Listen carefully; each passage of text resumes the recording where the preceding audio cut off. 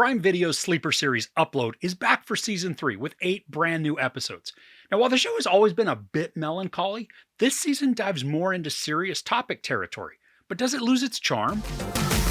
Season 3 picks back up with Nora and a freshly downloaded Nathan as they navigate their relationship while racing to stop the mysterious conspiracy that threatens to destroy millions of lives.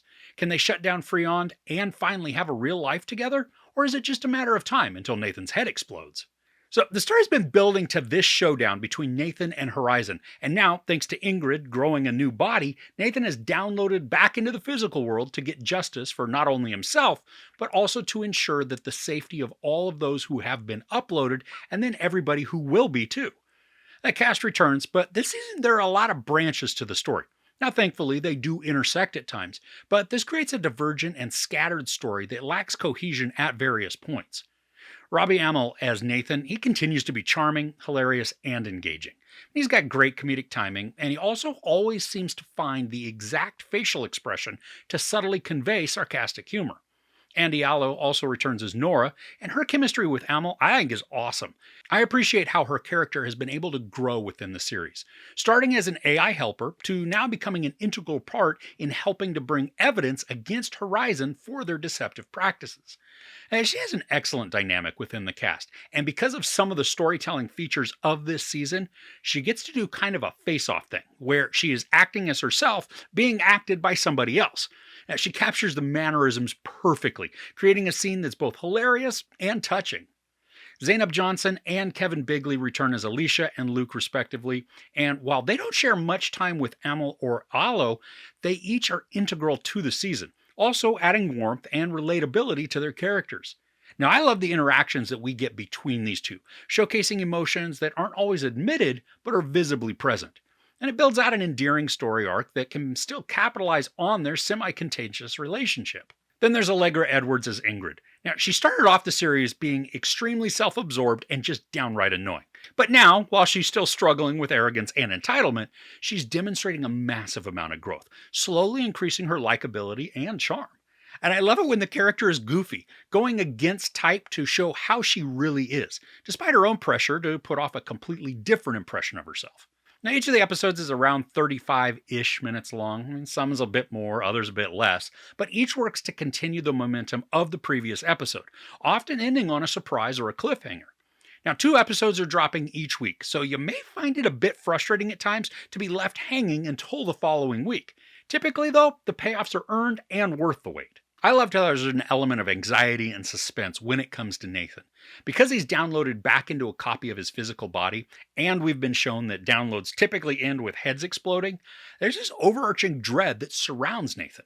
Now, obviously, it weighs on him as well as Nora, creating some very touching moments with emotional exchanges. And while some of this has the potential to drift into sadness or deep melancholy, the scripting balances the tone, mixing genuine laughs with impending tears.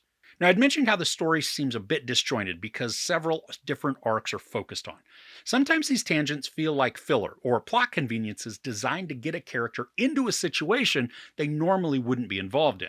Now, I don't mind them from a plot perspective, but the narrative did drag in portions because of these side stories. Is it enough to kill the momentum? I don't really think so, but you could find yourself wondering why a scene took a huge left turn in a direction that just seems pointless when you encounter it. There's also a weird storytelling glitch where certain characters that have a massive impact on the story at the beginning, they just kind of drift out of the picture later on. Now, some of it is mildly explainable, but it still negatively impacts the pacing. There's also a good deal of predictability to many of the arcs, and even though it didn't spoil the narrative, the obviousness, it's present and noticeable. The show continues to embrace the silly, which I count as a big positive, playing heavily with the idea of virtual reality and AI. Like with the AI within Horizon, played by Owen Daniels, now he embodies so many different versions of himself, each with unique personalities and quirks, somehow managing to make them all fun to engage with. But then there are just the concepts of playing with bodies. Like we meet new character in one location and there's something just not right about him. But the creativity employed, it works in this intangible world. The ongoing sight gags of people in the real world wearing VR headsets and suits but interacting in the virtual world, that continues to be played for laughs and commentary, subtly examining contentment, emotional baggage, and then the lifespans of relationships.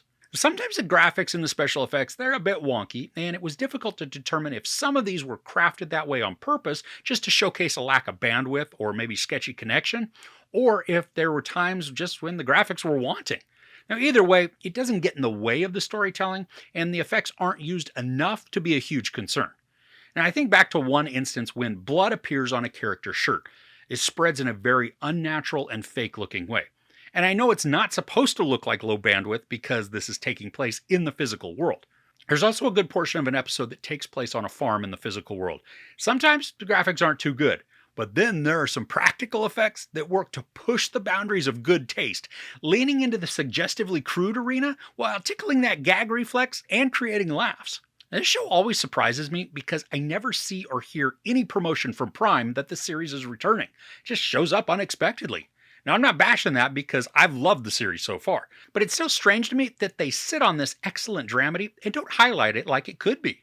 That being said, I wasn't sure if this was a final season when I began the show.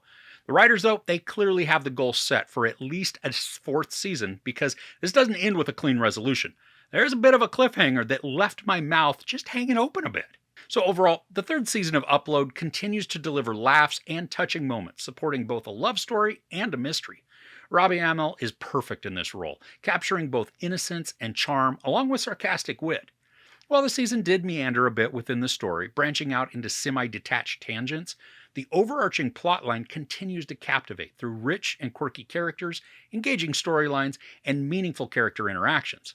I'm excited to see where Season 4 takes us, and I really hope it doesn't take too long to arrive. There's mild sex, some nudity, a lot of profanity, and some violence. I give Season 3 of Upload 4 out of 5 couches. So are you a fan of this series? Who's your favorite character? I mean, there's a bunch to choose from, so it could be a hard call. Let me know, though, in the comments below. If you enjoyed this review, please give it a like. Also, don't forget to share and subscribe. I'm Chris. This is Movies and Munchies. Thanks for couching with me.